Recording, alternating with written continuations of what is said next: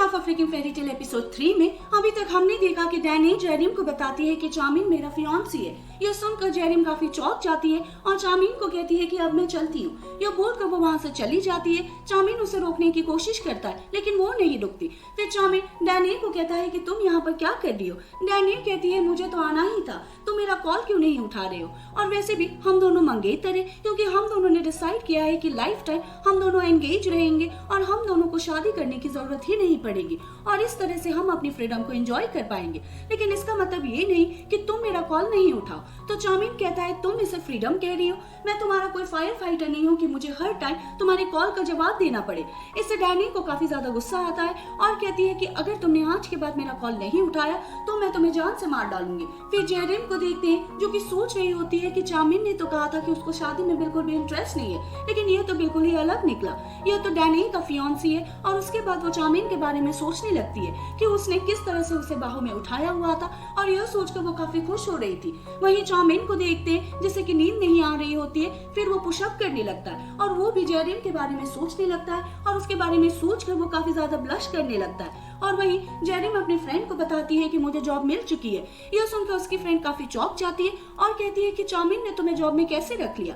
तो जेरिम कहती है कि मैं काफी ज्यादा क्यूट कॉमेडियन हूँ, शायद इसी वजह से। सियोन जियोंग कहती है चलो वो तो ठीक है, लेकिन क्या तुम मेरी ऑडियो बुक सुन सकती हो, मैं फेमस होना चाहती हूँ। वैसे तो उस पर अच्छे खासे व्यूज है। तो जेरिम कहती है कि ठीक है मैं उसे लाइक कर दूंगी, लेकिन मैं उसे सुनूंगी नहीं क्योंकि वो एक एडल्ट ऑडियो बुक है और मुझे इन चीजों में बिल्कुल भी इंटरेस्ट नहीं है। यह बोलकर वो कॉल कट कर देती है। फिर हम डैनी को देखते हैं जो कि उसके डैड के साथ होती है और उसके डैड कह रहे होते हैं कि तुम एक सक्सेसफुल मैन, तुम्हारा फियांसी है और कंपनी भी तुम्हारी काफी अच्छी चल रही है, लेकिन तुम दोनों शादी का प्लान कब कर रहे हो। यह सुनकर डैनी को काफी ज्यादा गुस्सा आता है और उसके गुस्से से उसके डैड काफी डर जाते हैं और कहते हैं कि मुझे माफ करो, तुम मेरे ऊपर चिल्लाना मत, मैं भूल गया था कि तुम दोनों सिर्फ इसलिए एंगेज हो ताकि तुम्हें कभी शादी ना करनी पड़े। तो डैनी कहती है कि हाँ, और आज के बाद मुझसे इस बारे में कभी भी बात मत करना। और वो काफी ज्यादा गुस्से में होती है और वहाँ पर उसके डैड के एम्प्लॉइज भी आते हैं और डैनी का गुस्सा देखकर वो भी वहाँ से चले जाते हैं। फिर चामिन को देखते हैं जो कि कंपनी आता है और वो वहाँ पर जेरिम को देखता है। जेरिम उससे नजर चुराते हुए वहाँ से जाने लगती है, लेकिन चामिन उसे रोक लेता है और कहता है कि कल मैंने तुम्हारी हेल्प की थी, तुम्हें मुझे थैंक यू तो कहना ही चाहिए था। जेरिम कहती है कि मैं तुम्हें थैंक यू कहना चाहती थी, लेकिन इतने में वहाँ पर तुम्हारी फियांसी आ गई और तुमने मुझे बताया ही नहीं कि तुम एंगेज हो।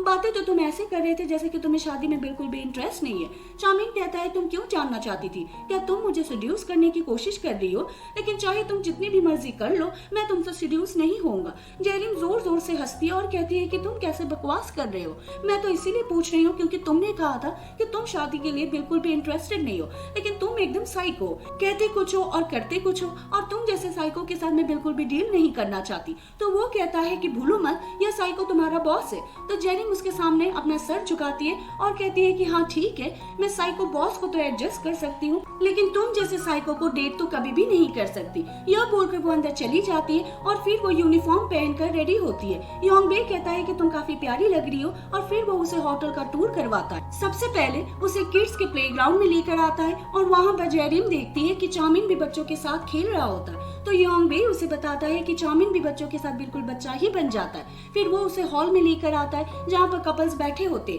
वहाँ पर चामिन भी आता है। चामिन को देखकर सभी लड़कियां उसे प्रपोज करने की कोशिश करती है, लेकिन चामिन सभी को इग्नोर कर देता है। और योंग बे जेरिम को बताता है कि चामिन को अपने आसपास लड़कियां बिल्कुल भी पसंद नहीं है और ये सभी को ऐसे ही इग्नोर करता है। तो जेरिम कहती है कि यह तो बिल्कुल ही अजीब है। फिर वो सभी बाहर हॉल में होते हैं। चामिन जेरिम को अपने साथ ले जाता है कि चलो अब से मैं तुम्हें ट्रेनिंग दूंगा कि तुम्हें यहाँ पर क्या क्या करना है। तभी वहाँ पर डैनी भी आती है जो कि चामिन और जेरिम को साथ में जाते हुए देखती है और कहती है कि मेरा फियांसी जेरिम के साथ इतना क्लोज क्यों है। और उसे याद आता है कि यह तो वही लड़की है जो कि कल भी चामिन के साथ थी। तो योंग बे उसे बताता है कि यह लड़की यहाँ पर न्यू आई है और चामिन उसे ट्रेनिंग देने के लिए लेकर गया। फिर चामिन जेरिम को एक रूम में लेकर आता है। जेरिम कहती है कि तुम मुझे यहाँ पर क्यों लेकर आए हो। चामिन कहता है अब तुम्हें पता चलेगा कि यहाँ पर तुम्हें करना क्या है, और फिर वो वहाँ पर कर्टन धोने लगता है। तो जेरिम कहती है कि तुम तो इस काम पे काफी अच्छे हो। चामिन कहता है लेकिन अब से यह काम तुम करने वाली हो। जेरिम कहती है लेकिन ये तो काफी सारे कर्टन है। चामिन कहता है कि हाँ काफी सारे हैं, लेकिन तुम्हें तुम्हें करना ही पड़ेगा। यह बोलकर वो वहाँ से चला जाता है। फिर जेरिम के पास डैनी आती है और डैनी उसे कहती है कि तुम यहाँ पर क्या कर रही हो? मैंने सुना है कि तुम यहाँ पर सिंड्रेला बनने के लिए आई हो। तो जेरिम कहती है कि रूमर तो काफी ज्यादा फैल जाती है। हाँ, वैसे इस बात से मैं मना नहीं करूंगी कि मैं यहाँ पर सिंड्रेला बनने के लिए आई हूँ और मुझे शादी के लिए एक अच्छा लड़का चाहिए। वहीं चाउमिन अपने एम्प्लॉय को कह रहा होता है कि क्या कोई और भी काम है जो कि हम जेरिम को दे सकते हैं। तो वो कहते हैं कि जेरिम आज यहाँ पर न्यू आई है तो आपको उसके साथ इतना हार्श नहीं होना चाहिए। चाउमिन कहता है कि तुम सभी चुप रहो, मैं उसे अच्छे से ट्रेन करना चाहता हूँ। वहीं जेरिम को देखते हैं जो कि कपड़े सुखाने के लिए ऊपर आती है, फोन में गाना लगाकर सुनने लगती है। तभी वहाँ पर चाउमिन आता है जो कि जेरिम को देख रहा होता है और सोचता है कि क्या सुन रही है जिससे कि इतना ज्यादा एंजॉय कर रही है। फिर चाउमिन जेरिम के पीछे आ जाता है और उसके कान से ईयरबड निकालकर अपने कान में लगा लेता है और वो भी सॉन्ग सुनने लगता है। लेकिन तभी अचानक से जेरिम की फ्रेंड की अडल्ट ऑडियो क्लिप चालू हो जाती है जिसे सुनकर वो दोनों काफी ज्यादा चौंक जाते हैं और जेरिम उसके कान से ईयरबड निकालने लगता है। तभी वो दोनों गिर जाते हैं और जेरिम उसके ऊपर गिर जाती है। तभी चाउमिन एकदम से खड़ा होता है और कहता है कि तुम मेरे ऊपर क्यों गिर रही हो? जेरिम कहती है यह गलती से हो गया और तुम जैसा सोच रहे हो वैसा कुछ भी नहीं है। यह वॉइस मेरी फ्रेंड की है जो कि एक वॉइस एक्टर है और अभी उसे थोड़ा फाइनेंशियल स्टेबल होने की जरूरत है तो वो हर टाइप की वॉइस रिकॉर्ड करती है। तो चाउमिन कहता है कि तुम सभी तो काफी ज्यादा हार्ड वर्किंग हो। जेरिम कहती है कि तुमने क्या कहा? क्या मैं भी हार्ड वर्किंग हूँ? अगर ऐसा है फिर तुम मुझे यहाँ पर करने के लिए कोई अच्छा सा टास्क दो। चाउमिन कहता है अभी मुझे तुम्हारे ऊपर इतना भी भरोसा नहीं है। जेरिम कहती है फिर तुमने मुझे हायर क्यों किया? और जितना डेंजरस तुम मुझे समझ रहे हो उतनी डेंजरस तो मैं हूँ भी नहीं, मैं किसी को नुकसान नहीं पहुंचाती। यह सुनकर तो चाउमिन काफी ज्यादा ब्लश करने लगता है और वो जेरिम के ऊपर एक बास्केट डाल देता है और कहता है कि तुम अपनी बकवास बंद करो और वहाँ से जाने लगता है। तभी उसके सामने डैनी आती है। फिर वो दोनों अकेले में बात करते हैं। डैनी कहती है कि क्या तुम जेरिम को पसंद करते हो? चाउमिन कहता है कि ऐसा कुछ भी नहीं है, मैं उसे क्यों पसंद करूंगा? डैनी कहती है अगर ऐसा नहीं है फिर तुम एक बच्चे की तरह उसके आगे पीछे क्यों घूमते रहते हो जैसे कि वो तुम्हारा पहला प्यार है? चाउमिन कहता है कि क्या एक बच्चे की तरह? क्या तुम यहाँ पर मेरी बेइज्जती करने के लिए आए हो? मेरे साथ इस तरह से बात मत करो। और उसे वहाँ से जाने के लिए कह देता है। फिर जेरिम घर जा रही होती है और काम करने की वजह से वो बहुत ही ज्यादा थक जाती है।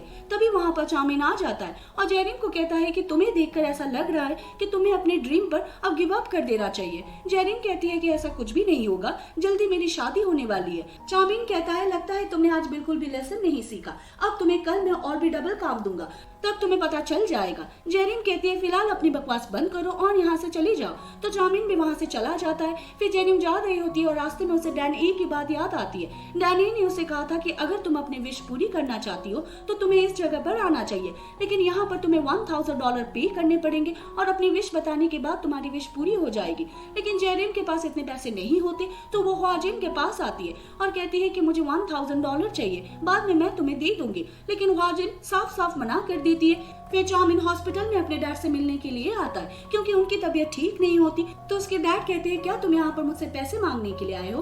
तो चाउमिन कहता है मैं आपसे पैसे क्यों मांगूंगा, और वैसे भी अब आप काम नहीं करते तो मैं तो बस आपको देखने के लिए आया था। तो उसके डैड कहते हैं वैसे तुम्हारी एंगेजमेंट की स्ट्रेटेजी कैसे चल रही है? क्या तुम पूरी लाइफ भर फ्रीडम में ही रहना चाहते हो? और मुझे लगता है कि तुम्हारे लिए यही सही है। चाउमिन कहता है कि हाँ सब कुछ अच्छा चल रहा है। और उसके डैड कह रहे होते हैं कि सभी लड़कियां से स्टोन होती है तो तुम्हें लड़कियों के बारे में सोचना ही नहीं। और तभी वहाँ पर नर्स आती है जो कि चाउमिन के डैड का हाल चाल पूछने लगती है। तो चाउमिन के डैड काफी प्यार से नर्स से बात कर रहे होते, तो चाउमिन कह देता है कि मेरे डैड बिल्कुल ठीक है। फिर नर्स वहाँ से चली जाती है और फिर चाउमिन भी वहाँ से चला जाता है। फिर हम जेरिन को देखते हैं जो कि हॉस्पिटल में सूजिन से मिलने के लिए आती है क्योंकि उसकी बहन वहाँ पर डॉक्टर होती है और वो कह रही होती है कि ख्वाजिन ने तो मुझे पैसे नहीं दिए लेकिन सूजिन मुझे पैसे दे सकती है। फिर वो सूजिन के पास आती है और कहती है कि मुझे आपसे बात करनी है, लेकिन सूजिन के पास तभी कॉल आ जाती है और कहती है कि अभी मैं बिजी हूँ, घर जाकर तुमसे बात करूंगी। यह बोलकर वो वहाँ से चली जाती है। वहाँ पर एक डॉक्टर होता है जो कि जेरिन को कहता है कि क्या तुम्हें सूजिन से पैसे चाहिए? वो कहती है कि हाँ, लेकिन तुम्हें कैसे पता? तो वो कहता है कि मैं लोगों के आंखों में देख कर बता सकता हूँ कि उसे किस टाइम कब क्या चाहिए और मैं तुम्हें पैसे दे सकता हूँ, लेकिन उसके बदले तुम्हें मेरा एक काम करना पड़ेगा। जेरिन कहती है कि ठीक है। फिर जेरिन घर पर आती है जो कि चुपके से वॉशरूम में से सूजिन की रिंग चुरा लेती है क्योंकि उस लड़की ने कहा था कि मुझे तुम्हारी बहन का रिंग साइज चाहिए क्योंकि वो उसे प्रपोज करना चाहता था और जेरिम ऐसा ही करती है। वो डॉक्टर को सोजिन की रिंग दे देती है। इसके बदले डॉक्टर उसे पैसे देता है। फिर जेरिम पैसा लेकर उसी जगह पर आती है जिसके बारे में डैनी ने उसे बताया था। वहाँ पर एक लड़की होती है और जेरिम उसे अपने विश के बारे में बताती है कि मैं शादी करना चाहती हूँ और मुझे एक लड़के का ढेर सारा प्यार चाहिए, लेकिन वो लड़का सक्सेसफुल होना चाहिए। तो वो लड़की कहती है कि तुम्हारी विश पूरी हो सकती है। फिर हम बाद में चाउमिन को देखते हैं जो कि जेरिम की फ्रेंड की ऑडियो क्लिप सुन रहा होता है। फिर उसे डैनी की बात याद आती है कि उसने उससे पूछा था कि क्या तुम जेरिम को पसंद करते हो। तो चाउमिन कह रहा होता है कि मैं उसे क्यों पसंद करूंगा, वैसे भी वो इतनी ज्यादा अट्रैक्टिव नहीं है। लेकिन फिर वो जेरिम के बारे में सोचने लगता है और उसके बारे में सोचते ही उसके मुंह से ड्रिंक बाहर आ जाती है और कहता है कि लड़की तो काफी ज्यादा डेंजरस है। फिर हम जेरिम की फैमिली को देखते हैं जो कि ब्रेकफास्ट कर रहे होते हैं और सुजिन कह रही होती कि क्या किसी ने मेरी रिंग देखी। यह सुनकर जेरिम एकदम से चुप हो जाती है और सुजिन उसे कहती है कि कल तुम मुझसे क्या बात करना चाहती थी। जेरिम कहती है कि कुछ इंपॉर्टेंट नहीं था, मैं तो बस ऐसे ही आ गई थी। यह बोलकर वो वहाँ से चली जाती है। फिर चाउमिन होटल आता है और देखता है कि वहाँ पर जेरिम होती है और वो जेरिम को कहता है कि आज से तुम ऑफिशियल ड्यूटीज परफॉर्म कर सकती हो। जेरिम कहती है कि क्या सच में, लेकिन अचानक से तुम्हारा माइंड कैसे चेंज हो गया। तो चाउमिन उसे कहने लगता है कि तुम यहाँ पर शादी करने के लिए आई हो, लेकिन इसका मतलब ये नहीं कि सच में तुम्हारी शादी हो जाएगी, चाहे तुम जितनी मर्जी कोशिश कर लो। यह सुनकर जेरिम उसके क्लोज आती है और कहती है कि क्या तुम मेरा मजाक उड़ा रहे हो। और उसके क्लोज आने की वजह से चाउमिन काफी ज्यादा नर्वस हो जाता है और साथ ही ब्लश करने लगता है और वो एकदम से पीछे हो जाता है और जेरिम को कहता है कि मेरे इतने क्लोज मत आया करो। जेरिम कहती है कि मैंने ऐसा भी क्या कर दिया। तो चाउमिन कहता है कि कुछ नहीं, बस तुम में से स्मेल आ रही है। यह बोलकर चाउमिन अंदर चला जाता है। फिर जेरिम वॉशरूम आती है और कहती है मुझे तो नहीं लगता कि मुझ में से स्मेल आ रही है, कहीं मुझ में से गरीबी की तो स्मेल नहीं आ रही है, और वहाँ पर परफ्यूम लगा लेती है। फिर वो बाहर आती है और योंग बे को कहती है कि क्या मुझ में से स्मेल आ रही है। पहले तो योंग बे मना करता है, लेकिन फिर कहता है कि मुझे लगता है तुम शावर लेकर नहीं आई हो।